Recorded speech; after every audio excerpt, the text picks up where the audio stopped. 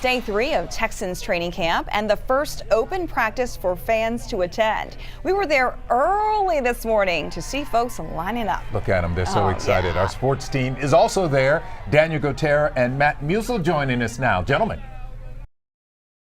Hello again, Matt Musel along with Daniel Gotera. Day 3 of Texans training camp, and Daniel, D'Amico Ryans, the head coach, said once again, we have made progress from yesterday. And that's always good. At least he's not saying the opposite, right? I think for me, what has stood out over the first couple of days is Derek Stingley Jr. Man. I mean, I know on Sports Extra you guys talked, yes, that's one thing. And I know on Sports Extra you talked about who has the most to gain, who has the most to lose. I think he's got the most to gain because of the high draft pick that he was, and he's looked good, in team drills. He's out there knocking the ball down step for step with the receivers. So I thought that was pretty impressive so far.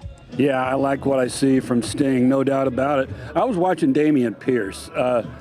Damien's such a lovable guy. He is, yeah. And he's a fun guy to watch run the football. What did he miss? 1,000 yards by like 61 yards last year due to injury. So that's a goal of his this year. He's also going to catch a lot of balls out of the backfield, he hopes. Let's hear from Dameon as he talks about how he's become a better football player.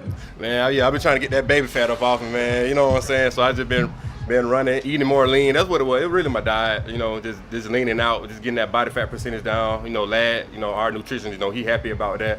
Like you said, man, I'm trying to get through some holes this year, man. I'm trying to get through that. And one thing Damien's real happy about, that revamped offensive line with his 2 tackles getting all paid. He called them the big bag boys because those guys have probably the most money on the team. So everyone's feeling good out here. Yeah, I like that. All right, day 3 in the books. Daniel, I'm headed to Minute Maid.